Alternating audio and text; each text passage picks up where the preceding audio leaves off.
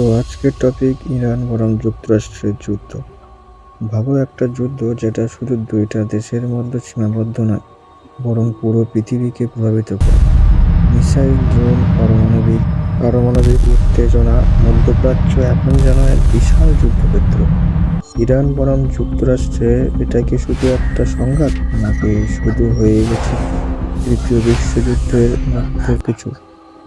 Iran এবং যুক্তরাষ্ট্রের মধ্যে দ্বন্দ্ব নতুন নয়, প্রায় 70 বছর পুরনো। 1979 সালে ইসলামিক বিপ্লবের পর থেকেই দুই দেশের সম্পর্ক ভীষণ খারাপ হয়ে যায়।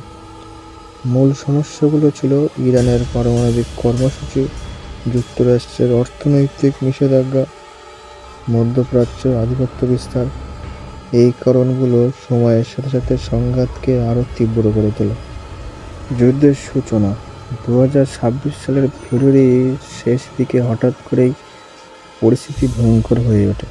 যুক্তরাষ্ট্র এবং তার মিত্রতা ইরানের বিভিন্ন সামরিক ও পারমাণবিক স্থাপনার উপর বড় ধরনের বিমান হামলা চালায়।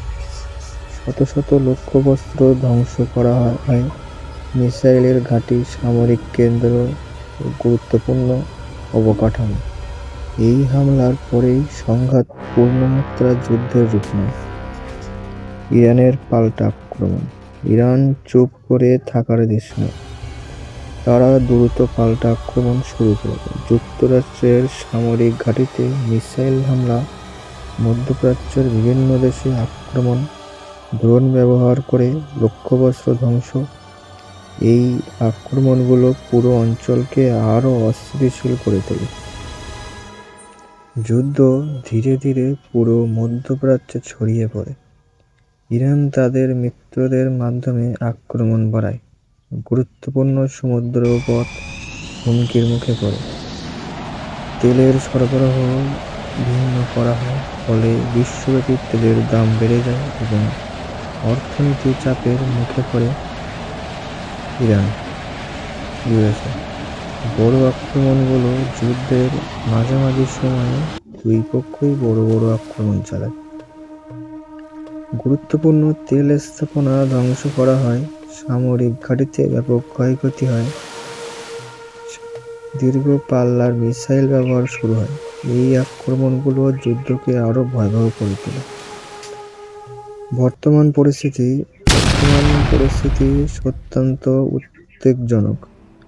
ড্রোন ও সাইবার যুদ্ধ, বিভিন্ন দেশে নিরাপত্তা হুমকি বেড়েছে, হাজার হাজার মানুষ ক্ষতিগ্রস্ত।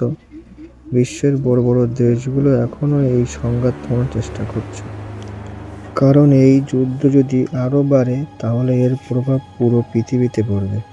কিন্তু এখানে কথা হলো, ইরান আর ইউএসএ কি কারোর কথা শুনবে? না, শুনবে না। এটা তাদের অনেক পুরনো এক শত্রুতা, যা আজ ভয়াবহ রূপ নিয়েছে।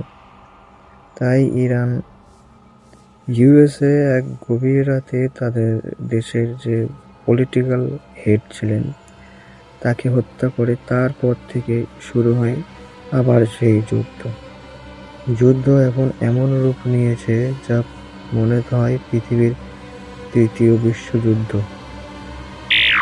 ইরান বনাম যুক্তরাষ্ট্র, এটা শুধু একটি যুদ্ধ নয়, এটা শক্তি, রাজনীতি এবং ভবিষ্যতের লড়াই। এই সংঘাত কোথায় গিয়ে শেষ হবে, শান্তি না আরও বড় ধ্বংস, এর উত্তরটা এখনো অজানা। যদি আমার এই ভিডিওটা আপনাদের ভালো লেগে থাকে তাহলে চ্যানেলটি সাবস্ক্রাইব করবেন এবং ভিডিওটি লাইক করবেন। এর পরের আরও অনেক রহস্য আমি উদ্ঘাটন করব এই টপিকে, তার জন্য চ্যানেলে থাকবেন। ধন্যবাদ।